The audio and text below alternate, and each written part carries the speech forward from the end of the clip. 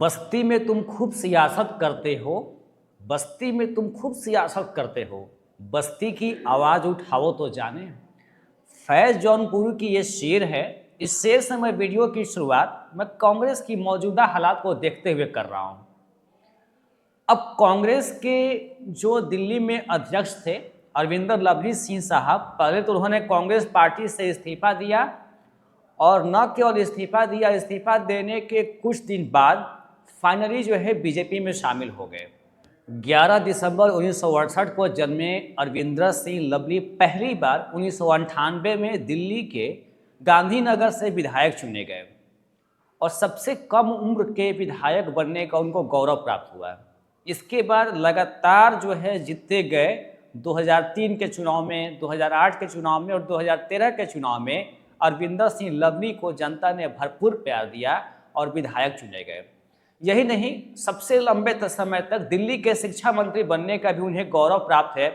शीला दीक्षित की सरकार में वे कई अहम पदों पर रहे, शिक्षा मंत्री के साथ साथ राजस्व मंत्री भी रहे। फिलहाल वे कांग्रेस पार्टी को छोड़ चुके हैं। न केवल कांग्रेस पार्टी को छोड़ चुके हैं बल्कि वो बीजेपी में शामिल भी हो चुके हैं। उन्होंने कहा कि मेरी बातों को उतनी गंभीरता से नहीं ली जा रही थी। मैं चाहता था कि 100% मैं अपना जो है कांग्रेस पार्टी के लिए दूं, लेकिन बाकी के और जो यहाँ के स्थानीय नेता हैं या फिर आला कमान हैं उस चीज़ को उतनी गंभीरता से नहीं ले पा रहे थे, इसलिए मैं अपना 100% यहाँ पर योगदान नहीं दे पा रहा था, काम नहीं कर पा रहा था। हालांकि ये उनका पक्ष है। कहा यह भी जा रहा है कि आम आदमी पार्टी के साथ कांग्रेस का जो यहाँ दिल्ली में गठबंधन है, सीटों का जो बंटवारा हुआ है दिल्ली में, उसको लेकर अरविंदर सिंह लवली खासा नाराज थे। शायद एक ये भी वजह बताई जा रही है कि सीटों के बंटवारों को लेकर वे नाराज चल रहे थे। विनोद तावड़े जो कि भाजपा के राष्ट्रीय महासचिव हैं, इस जुड़ाव को उन्होंने रायबरेली से जोड़कर बातें कही। उन्होंने कहा कि रायबरेली में जगह जगह जो है प्रियंका गांधी के पोस्टर लगाए गए थे। ऐसा लग रहा था कि रायबरेली से प्रियंका गांधी चुनाव लड़ेंगी, हालांकि ऐसा नहीं हुआ। अचानक से ऐसी खबर आती है कि रायबरेली से राहुल गांधी चुनाव लड़ेंगे।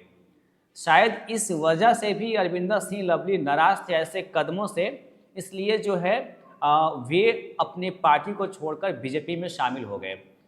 अब ये कितनी सच है ये कांग्रेस पार्टी के आला कमान ही बता पाएगी। पूरी से एक खबर मिली कि जो वहाँ की लोकसभा की उम्मीदवार थी कांग्रेस की सुचारिता मोहंती, उन्होंने चुनाव लड़ने से इनकार कर दिया। पूरी से बीजेपी की तरफ से सांबित पात्रा जो है चुनाव लड़ रहे हैं। कांग्रेस ने सुचारिता मोहंती को अपना उम्मीदवार बनाया था, लेकिन उन्होंने चुनाव लड़ने से इनकार कर दिया।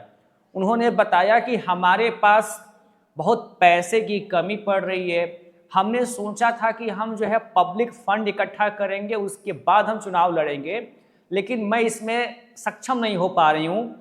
भाजपा ने हमें आर्थिक तौर पर पंगु बना दिया है और धन का जो है कारण देकर उन्होंने चुनाव लड़ने से इनकार कर दिया। तो एक तरीके से हम कह सकते हैं कि सांबित पात्रा को उन्होंने राह आसान कर दिया। जब मैदान से महारथी ही भाग जाए, विपक्षी भाग जाए, जाहिर सी बात है सामने वाला के लिए जीत की राह थोड़ी आसान हो जाती है।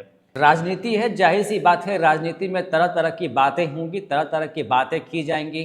अरविंदर सिंह लवली अपना पक्ष रखेंगे, कांग्रेस अपना पक्ष रखेगी, बीजेपी अपना पक्ष रखेगी, लेकिन ये कांग्रेस पार्टी के लिए बहुत ही चिंता की विषय हो सकती है, सोचने वाली बात हो सकती है कि आपके आखिर जो है इतने अहम पदों पर बैठे नेता जो है चुनाव से पहले या फिर चुनाव के वक्त ही पार्टी छोड़कर क्यों जा रहे हैं, तमाम तरह के आरोप लगा रहे हैं।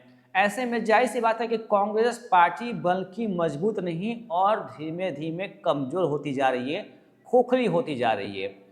ऐसे स्टेप से न केवल जो है मौजूदा चुनाव में बल्कि आने वाले चुनाव में और भविष्य में भी कांग्रेस पार्टी को इसका बहुत बड़ा खामियाजा भुगतना पड़ सकता है अगर इस पर चिंतन मनन न किया जाए। अगर तालमेल सही से बिठा कर न चले कांग्रेस, तो जाहिर सी बात है कि वो किसी भी चुनाव में कामयाब नहीं होने जा रही है। उसे हर हाल में जो है नुकसान ही उठाना पड़ेगा।